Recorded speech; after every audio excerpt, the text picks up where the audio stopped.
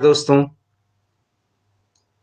एक बार फिर आपका स्वागत है इस लाइव सेशन में।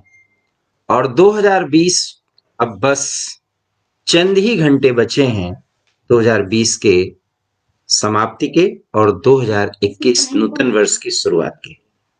मित्रों, हम आपसे 2020 में घटे घटनाओं के संदर्भ में बहुत कुछ बात करना चाहते हैं, लेकिन बहुत कुछ कहने को है नहीं, क्योंकि कोरोना ने देश और दुनिया की सामाजिक, राजनीतिक, आर्थिक गतिविधि को जिस स्तर तक प्रभावित कर दिया है, उसकी आहट से लेकर के उसकी पराकाष्ठा तक 2020 के हर एक महीने में दिखी है। लेकिन कुछ ऐसी खबरें हैं इन मुश्किलों के दौर में भी, जिससे याद किया जाना बहुत जरूरी है।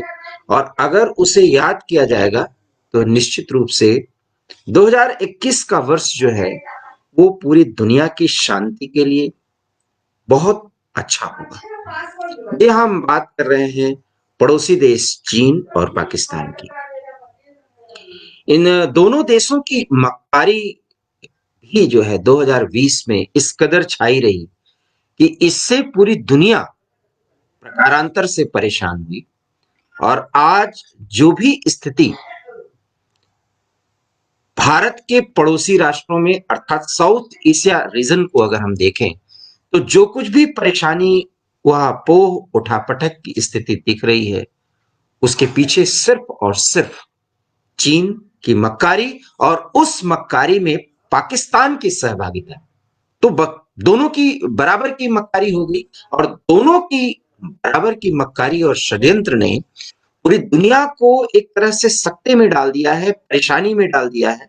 और अगर इन पर लगाम नहीं कसी जा सकी तो आने वाला जो वर्ष है, जिसमें अब चंद घंटे ही बचे हैं, और ज्यादा मुश्किलों, मतभेदों, परेशानियों का सामना करना पड़ सकता है। हम ऐसी बात क्यों कर रहे हैं? हालांकि इस मक्कारी में स्वयं ये दोनों देश भी फंस चुके हैं। मक्कारी करने वाला देश भी जो है, अर्थात चीन और पाकिस्तान, अपनी ही मक्कारी के जाल में फंस चुके हैं, लेकिन षड्यंत्र और मक्कारी से बाज नहीं आ रहे। और स्थिति यह है कि इन दोनों की कारस्तानियों के चलते कभी भी, कम से कम भारत के संदर्भ में, हम पूरी दुनिया के संदर्भ में बात करेंगे आपसे, भारत के संदर्भ में अगर देखा जाए तो किसी भी क्षण लड़ाई जैसी स्थिति या लड़ाई की स्थिति बन सकती है। और अभी भी ठंड खत्म नहीं हुई। आप हमारे YouTube channel heart talk India पर जाके देखिए, तो मैं बराबर ये बात कहता हूं कि ये जनवरी फरवरी तक का महीना, पिछले समय से लेके 2020 के मिड से लेकर के अभी 2021 के जनवरी फरवरी तक का महीना, ये बहुत ही खतरनाक है, क्योंकि इनकी मक्कारियों से उकता चुका है भारत। और ये इस कदर परेशानी पैदा कर रहे हैं कि ये लोगों को जल्दी समझ में नहीं आ रहा, लेकिन खेल चीन और पाकिस्तान का है। जो कुछ भी भारत में हो रहा है, क्योंकि भारत की प्रगति से जले हुए हैं। क्यों ये जल रहे हैं देश? हालांकि पाकिस्तान की कोई विसात ही नहीं, उसकी कोई औकात ही नहीं है, लेकिन चीन के सह पर, जिसके भरोसे पर, जिसके सहारे पर अब उसकी इकोनॉमी, उसका स्वाभिमान जो वो मानता है, उसका तो ऐसे स्वाभिमान है ही नहीं। और अगर ये कहा जाए, सॉरी टू से, कि अगर कटोरा मांग करके अपने देश की गतिविधि को आगे बढ़ा रहे हैं इमरान खान, तो इसी में उनका स्वाभिमान है और ये उसी को उचित मानते हैं। बराबर मैं पाकिस्तान टेलीविजन पर चलते हुए कई डिबेट्स को देखता रहता हूं, और इसलिए पाकिस्तान पर मैं आपसे ज्यादा बातचीत करता हूं समय समय पर। इसका एकमात्र ये रीजन है कि पाकिस्तान की संप्रभुता जिस कदर बिक चुकी है, अब एक तरह से अगर माना जाए, पहले हम तो यही बात कर रहे हैं कि नेपाल और पाकिस्तान, मैं फिर एक बार दोहरा रहा हूं, नेपाल और पाकिस्तान चीन के उपनिवेश और गुलाम बन चुके हैं। 21वीं शताब्दी के इस दौर में इन दोनों की जो मक्कारी है, उसके कारण उपनिवेशवाद का, कॉलोनिज्म का एक नया दौर, जो आप अभी नहीं समझ रहे हैं, वो चीन के कॉलोनी बन चुके हैं। क्यों? इसका भी मैं आपको उदाहरण देता हूं। देखिए, नेपाल में वहां के जो प्रधानमंत्री थे केपी ओली। इन बातों को समझना जरूरी है क्योंकि इसका प्रभाव सीधे सीधे भारत पर पड़ने वाला है और आने वाला समय बहुत ही विस्फोटक होने वाला है। किसान आंदोलन के अतिरिक्त जरा इन बातों पर भी गौर करिए क्योंकि भारत की तरफ नजर सबकी है, कुछ नजरें सकारात्मक है और कुछ नकारात्मक। तो मैं कह रहा था कि चीन और पाकिस्तान पूरी तरह से नेपाल और पाकिस्तान पूरी तरह से चीन की कॉलोनी बन चुके हैं। कॉलोनियलिज्म का एक जमाना जो 19वीं शताब्दी और 18वीं शताब्दी में जो ब्रिटेन का हुआ करता था, ब्रिटिश उपनिवेशवाद, मैं तो हिस्ट्री का विद्यार्थी हूं इसलिए मैं आपको बता रहा हूं, उपनिवेशवाद का जो तौर तरीका है उसको चीन ने किस तरह से लाल झंडे के तहत ये नौ पूंजीवाद का जो प्रयोग किया पिछले 20 दशकों में, उसका प्रभाव अब भारत के पड़ोसी देशों के सामने दिख रहा है। ये आप मानिए, और बढ़ती हुई चीन की ताकत का मैं एहसास करा रहा हूं, आपको आपके सामने रख रहा हूं।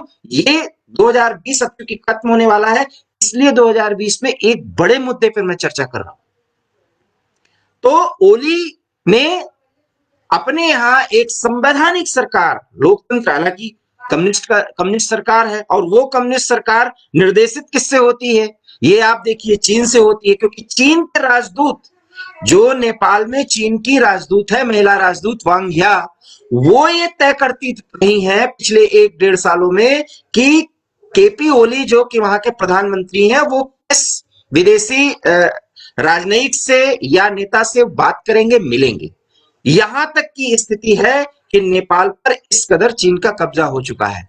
दूसरा उदाहरण मैं देता हूं, जब ओली ने वहां का संसद वहां की भंग की, वहां पर सुप्रीम कोर्ट में मामला चल रहा है, लोगों का विरोध हो रहा है क्योंकि नेपाली समाज बहुत ही ज्यादा स्वाभिमानी होता है, भारत के साथ रोटी बेटी का संबंध, एक हिंदू राष्ट्र रहा है। तो नेपाल के लोगों की सोच जो होती है, इतिहास अगर आप इतिहास के विद्यार्थी नहीं है तो भी मैं बता रहा हूं, नेपाल किसी के कंट्रोल में कभी रहा नहीं है इस कदर। नेपाली समाज बहुत ही स्वाभिमानी होता है, लेकिन केपी ओली एक तरह से पूरी तरह से अपने स्वाभिमान को, अब जिस देश के वो प्रधानमंत्री गिरवी रख चुके थे चीन के, क्योंकि मजबूर थे, चीन ने इस कदर उपनिवेश बना लिया कि केपी ओली जो प्रधानमंत्री है उनकी बिसाती की जो चीन के राष्ट्रपति और चीन की कम्युनिस्ट पार्टी जो चाहेगी वो न करे, और उसका निर्देशन बाकायदा वहां से आता था, चीन के राजदूत जो नेपाल में नियुक्त थी और वो निर्देशित करते थे, उस हिसाब से नेपाल की कम्युनिस्ट पार्टी और नेपाल की सरकार चल रही थी। कीमत नेपाल को क्या देनी पड़ी थी ये भी समझ लीजिए, नेपाल को कीमतें देनी पड़ी थी कि औने पौने दाम पर उन्होंने उधार लिया और आज उसकी कीमत वो चुका रहे हैं। और चीन, जो लोग अभी आप देख रहे हैं कि संसद भंग किए जाने के बाद लोग ये कह रहे हैं कि चीन का प्रभाव अब कम हो जाएगा। देखिए पिछले 20-22 सालों में नेपाल पर मैंने बहुत कुछ लिखा है, बहुत कुछ बोला है, और बहुत वहां के अच्छे अच्छे जो पेपर्स के संपादक हैं उनसे हमारी बातचीत हुई है, कुछ पांडुलिपियों में, कुछ न्यूज़पेपर्स के कटिंग्स में आप देख सकते हैं। तो मैं ये बात आपसे बहुत स्पष्ट तौर पर कह रहा हूं कि नेपाल में चीन की स्थिति खराब नहीं हुई है, ये स्थापित हो चुका है कि चीन नेपाल की कॉलोनी बन चुकी है, और इसलिए वहां के राष्ट्रपति शी जिनपिंग का आदेश है कि किसी तरीके से केपी ओली और प्रचंड, पुष्प कमल दहल प्रचंड जो नाम है, दो एक बड़े पूर्व प्रधानमंत्री प्रचंड है और केपी ओली वर्तमान प्रधानमंत्री हैं, इन्हीं दोनों के मतभेद को सॉल्व कराया जाए। हम आप क्या देख रहे हैं, ये वहां पर जो कुछ भी हो रहा है ये उनकी परेशानी है कि इन दोनों की जो आपस में मतभेद है इन दोनों के बीच में वो खत्म हो, क्योंकि नेपाल को पूरी तरह से अपने कब्जे में ड्रैगन ने ले रखा है। तो अब नेपाल में क्या बचा है, इसलिए भी उनकी परेशानी सिर्फ नेपाल चीन की इतनी परेशानी है क्योंकि अब मैं आपसे बता रहा हूं कि भारत किस तरह से प्रभावित हो रहा है। लिपुलेख, काला पानी और लिम्पियापुरा जो भारत का क्षेत्र है उस पर नेपाल का इस कदर दावा, और पिछले 1.5 सालों में भारत के साथ जो संबंध उसने खराब किए हैं वो किसके आदेश पर किए हैं, वो चीन के आदेश पर किए हैं। सीधे सीधे वहां के चीनी कम्युनिस्ट पार्टी का जो विदेश विभाग है वो ऑब्जर्व करता था, उसके ऑर्डर पर ये सारे काम किए गए हैं। और आज भारत के साथ, हालांकि हमारे सेना प्रमुख नरवणे साहब जाकर के किस तरह से ये बात दिखी कि हाँ भारत के साथ भी चीन नेपाल जो है अपने संबंध को सामान्य करने की कोशिश कर रहा है। नहीं साहब, अभी ऐसा कुछ होने नहीं जा रहा है। हाँ, चूंकि भारत और नेपाल के संबंध इतने पुराने रहे हैं को दिखाने के लिए उसको नेपाल की तरफ से ये पहल की गई। मैं ये नहीं कह रहा हूं कि भारत के राजनीतिक प्रयास में उसके धार में कमी है, लेकिन ये मानिए कि ये थोड़ी सी जो चालाकी दिखाने की कोशिश की है कुछ देशों ने, खास करके पड़ोसी पाकिस्तान। पाकिस्तान की हमें चिंता नहीं है, लेकिन नेपाल की चिंता इसलिए है क्योंकि नेपाल निश्चित रूप से भटक गया और आज वो कॉलोनी बन चुका है चीन की। और इसलिए जो 2021 का वर्ष होगा वो नेपाल में ज्यादा विस्फोटक होगा, ज्यादा घातक होगा, क्योंकि नेपाली समाज चीन की कारस्तानियों से उकता चुका है। उकता तो पाकिस्तान में भी हो चुका है। जो कुछ भी आप पिछले 2 दिनों से देख रहे हैं, अभी 7 पाकिस्तानी सैनिक मारे गए हैं बलूचिस्तान एरिया में। बलोच आर्मी ने उस पे, बलोच आर्मी जो कि वहां के विरोधी हैं पाकिस्तान सरकार के, उनका दावा है उन्होंने चीनियों को मारा है। इसलिए मारा है क्योंकि चीनियों ने अति कर दी है। बलूचिस्तान में सीपेक के तहत जो कुछ भी चीन का ये कॉलोनी बन रही है, कॉलोनियलिज्म का, मैं बार बार कह रहा हूं, उपनिवेशवाद का ये जो खुला और नंगा नाच जो चीन ने पाकिस्तान और नेपाल में दिखा है, उसका बहुत ही विभत्स स्वरूप आ सकता है जो 2021 में। और उस स्थिति में जब इनके पास यहां तक चीन की पहुंच होगी तो फिर भारत पर वो धमक बढ़ाने की कोशिश करेगा। अभी एक ही क्षेत्र में बढ़ाया है, हालांकि उसको मुंह की खानी पड़ी है। इसलिए मैं कह रहा हूं कि युद्ध जैसी स्थिति 2021 में भी बन सकती है, क्योंकि चीन ये जानता है कि उसकी धार को अगर कोई कमजोर कर सकता है तो भारत है। और इसीलिए पूरी दुनिया की नजर भारत की ओर है, विशेष करके अमेरिका, ब्रिटेन और कुछ यूरोपीय देशों की।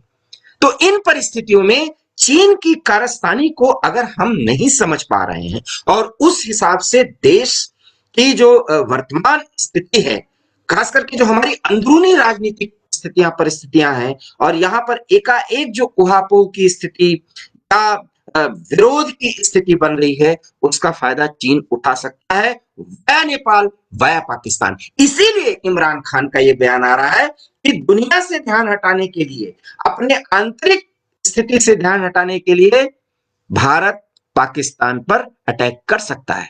और भारत की आंतरिक स्थिति में इमरान खान को यह दिख रहा है कि किसान आंदोलन के चलते या सीए के मुद्दे पर को लेकर के, इन सब मुद्दों को लेकर के भारत में स्थिति बहुत ज्यादा खराब है। आखिर में इमरान खान, जिसकी विसात और जिसकी औकात ये नहीं है कि अपने देश के सभी नागरिकों के लिए इन परिस्थितियों में, जबकि कोरोना का अटैक और कोरोना का बुरा दौर अभी भी चल रहा है, अपने देश को महफूज रख सकें, वो इमरान खान भारत के किसान आंदोलन, भारत के कृषकों की समस्याओं पर अब ज्यादा बोलने की हिम्मत कर रहे हैं। किसके आदेश पर? चीन के आदेश पर। क्योंकि उन्हें मालूम है कि देर सवेर जो खेल उन्होंने पीओके के उस रीजन पर, जो कि उनका नहीं है, उसको अपना प्रोविंस बना करके वहां चुनाव करवा लिया है, भारत की नजर है। और मैं मानता हूं कि शांति के लिए जरूरी है कि भारत की सरकार, अर्थात वर्तमान सरकार और भारत की आर्मी